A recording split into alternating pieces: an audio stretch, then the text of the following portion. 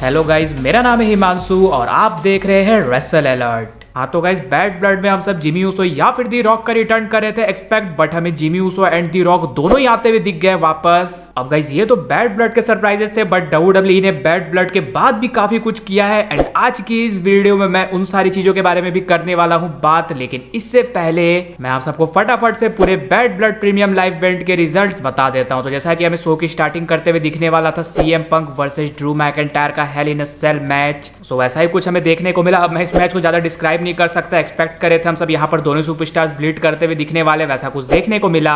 यानी कि एक्सपेक्टेशन से कम डिलीवर नहीं किया इस मैच में एंड जैसा कि एक्सपेक्टेड था कि यहाँ पर हमें जीत होते हुए दिखने वाली CM पंक की, वैसा ही कुछ देखने को मिला। यानी कि CM पंक ने हरा दिया है ड्रू मैकिंटायर को और जीत लिया है इस सीरीज को। इसके बाद नेक्स्ट मैच जो हमें देखने को मिला वो है WWE विमेंस चैंपियनशिप का मैच नाया जैक्स वर्सेस बेली के बीच। सो इस मैच की एंडिंग हमें समर स्लैम टाइप ही देखने को मिली, यानी कि जब बेली भारी पड़ने लगी थी नाया जैक्स पर, तब टिफनी स्ट्रैटन देखने को मिलती है अपनी money in the bank contract के साथ एंड सभी को लग रहा था कि वो कैश इन करने आई है। वो एक तरह से रेफरी को उठा भी रही थी, बट तब तक नाया जैक्स उठ जाती, जिसकी वजह से वो कैश इन नहीं करती और एक तरह से टिफनी की हेल्प से नाया जैक्स बेली को हराकर रिटेन कर लेती है अपनी विमेंस चैंपियनशिप। वहीं इसके बाद जो नेक्स्ट मैच हमें देखने को मिला वो है Damian priest versus Finn Balor का मैच एंड जैसा कि एक्सपेक्टेड ही था कि यहाँ पर हमें जीत होते हुए दिखने वाली है डैमियन प्रीस्ट की, वैसा ही कुछ देखने को मिला। At the and Damian priest ने साउथ ऑफ हेवेंस लगाकर फिन बैलर को किया पिन और जीत लिया इस मैच को। इसके बाद जो नेक्स्ट मैच हमें देखने को मिला वो है विमेंस वर्ल्ड चैंपियनशिप का मैच लिव मॉर्गन वर्सेस रिया रिप्ली के बीच, जहां पर डोमिनिक टंगे हुए रहते हैं ऊपर शार्क केज में। सो इस मैच के एंड में हमें देखने को मिलता है कि डोमिनिक किसी तरह से शार्क केज को कर लेते हैं ओपन, लेकिन वो ऊपर से नीचे गिर जाते हैं, बट उनका लेग तो चैन में बंधा हो रहता है। जिसके बाद रिया रिप्ली उन पर जाकर अटैक करना कर देती है शुरू, लेकिन पीछे से हमें एक सुपरस्टार उन पर अटैक करते हुए दिखता है एंड वो कोई और नहीं रहती बल्कि रहती है रैकवेल। और शायद रॉ में जो Liv Morgan and Dominik Mysterio कुछ प्लानिंग कर रहे थे वो शायद से रैकवेल को ही जजमेंट डे में ऐड करना था, यानी कि रैकवेल की वजह से ये मैच डिस्क्वालिफिकेशन में हो जाता है एंड जिसकी वजह से लिव मॉर्गन स्टिल रहती है हमारी विमेंस वर्ल्ड चैंपियन।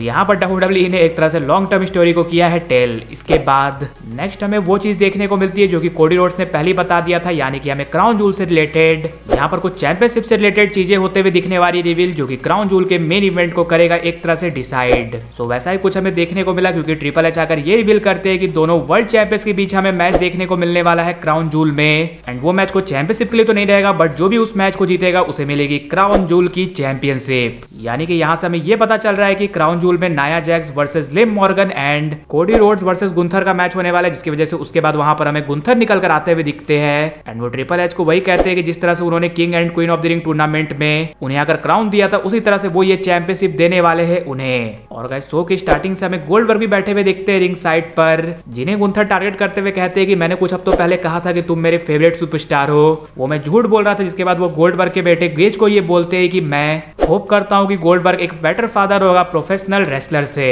इसे सुनकर गोल्डबर्ग को आ जाता है गुस्सा और वो बैरिकेड जंप कर रिंग में आने की कोशिश करते हैं, बट सिक्योरिटी गार्ड्स वगैरह उन्हें रोक लेते हैं एंड यहाँ पर WWE ने एक तरह से गुंथर वर्सेस गोल्डबर्ग का मैच कर दिया है टीज। और फाइनली आता है अपना main event Cody Rhodes and Roman Reigns versus the blood line का मैच। तो इस मैच में Cody Rhodes and Roman Reigns दोनों की हमें रेसलमेनिया 40 टाइप एंट्रेंस देखने को मिलती है। वही ये मैच स्लो पेस में तो होता है स्टार्ट, बट धीरे धीरे इस मैच ने पेस पकड़ा और ज्यादातर रोमन रेंस ने सोलो सिक्वा को ही संभाला और कोडी रोड्स ने जैकोब फाटू को।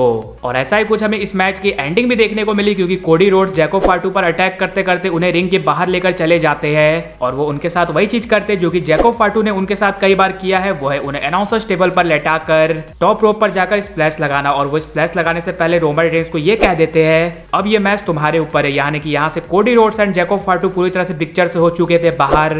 रिंग में बसते Roman Reigns and Solo Sikoa and Roman Reigns एक तरह से स्पीयर लगाकर इस मैच को जीतने ही वाले थे, बट हमें देखने को मिलते हैं इस मैच में टोंगास अपनी इंटरफेरेंस करते हुए। लेकिन हमें फिर देखने को मिलता है कि एक सुपरस्टार उनके पीछे हुडी के अंदर खड़ा है। देखकर साफ समझ में आ रहा था कि वो जिमी ऊसो है। वो दोनों ही टोंगास पर करते हैं अटैक, जिसे देखकर सोलो सिक्वा तो हो जाते हैं shock and Roman Reigns spear लगाकर जीत जाते हैं इस टैग टीम मैच को।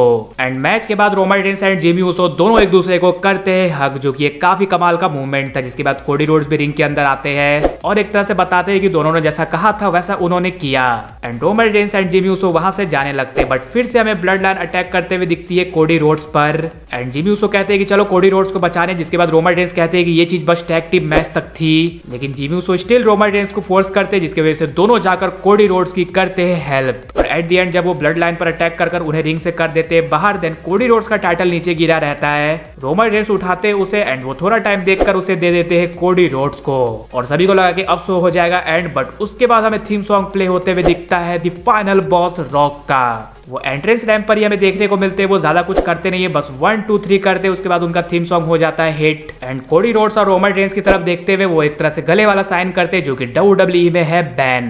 और इसे देखने के बाद आप सब कंफ्यूज तो हो चुके होंगे, बट आप सभी कंफ्यूजन अब थोड़ी देर में होने वाली है दूर। सो ये तो थी गाइस वो चीजें जो कि हमें बैड ब्लड में देखने को मिली। आप बैड ब्लड को 10 में से कितना रेट करना चाहोगे वो जरूर से नीचे कॉमेंट कर बताना। बट अब बात कर ली जाए बैड ब्लड की बात की अपडेट के बारे में, तो सबसे पहले स्टार्टिंग कर ली जाए दी रॉक से ही। देन बात कर ली जाए कि रॉक ने क्या कुछ टीज किया जो कि हमें समझ में नहीं आया। तो गाइस रेसलवॉर्ड जो कि आप सब जानते हो काफी ट्रस्टेड सोर्स है, उन्होंने ये बताया कि रॉक ने कहा है 1 2 3 एंड 41, जिसे आप सब रॉक के हैंड मूवमेंट देखकर नोटिस कर सकते हो। यानी कि रॉक ने यहाँ से ये टीज किया है कि हमें रेसलमेनिया 41 में रोमन वर्सेस कोडी वर्सेस रॉक के बीच देखने को मिलने वाला है ट्रिपल थ्रेट मैच। और ये WWE के अभी के प्लान है जो कि हो सकता है बाद में हो जाए चेंज। वहीं रॉक अपने रिटर्न के बाद हमें लाइव भी जाते हुए दिखते हैं अपने इंस्टाग्राम पर, जहां पर वो उल्टी सीधी बातें कर रहे थे जिसके लिए वो जाने जाते हैं। बट उन्होंने ये कहा है कि पिछले 6 महीने में काफी कुछ WWE में हुआ है जो कि उन्हें पसंद नहीं आ रहा है, और यहाँ पर स्पेशली वो रोमन एंड कोडी के टैग टीम मैच के बारे में ही कर रहे थे बात। और गाइस आप सभी को लग रहा है बस यही हुआ बैड ब्लड के बाद। तो गाइस बैड ब्लड के बाद एक और काफी बड़ी चीज हुई जो कि हम सब स्मैकडाउन के एपिसोड में कर रहे थे एक्सपेक्ट, वो है केविन ओवेंस का हील टर्न। तो हमें फैंस की तरफ से वीडियो क्लिप निकल कर आते हुए दिखता है, जिसे देखकर हमें ये पता चलते हुए दिखता है कि Cody Rhodes and Kevin Owens के बीच कुछ बातें हो रही थी जो कि एक आर्गुमेंट में कन्वर्ट हो जाती है, जिसके बाद केविन ओवेंस हमें कोडी रोड्स पर करते हुए दिख जाते हैं अटैक, जिसके बाद वो अपनी लैम्बोर्गिनी में बैठकर चले जाते हैं वहां से। तो गाइस फाइनली हो चुका है केविन ओवेंस का हील टर्न एंड ये क्लिप WWE पॉसिबली आप सबको मंडे नाइट रॉ में दिखाते हुए दिखने वाली है। सो आपका इसके ऊपर क्या कुछ रिएक्शन है वो जरूर से नीचे कमेंट कर बताना। इसके बाद नेक्स्ट बात कर ली जाएगी जब जिमी ऊसो वापस आ चुके हैं तो क्या जे ऊसो भी आने वाले हैं रोमन रेंस के साथ। देन इसका आंसर है हाँ, बिकॉज जेरो न्यूज ने ये अपडेट दिया है कि WWE की स्टिल प्लान सर्वाइवर सीरीज के लिए blood line versus blood line का ही मैच है। तो आप सब एक्सपेक्ट कर सकते हो कि इस मंथ या फिर नेक्स्ट मंथ के स्टार्टिंग में ही आप सबको जे ऊसो स्मैकडाउन में आते हुए दिखने वाले हैं एंड वो Roman Reigns and Jimmy Uso को करने वाले हैं ज्वाइन। लेकिन गाइज आप सब मुझे ये कमेंट कर जरूर से बताना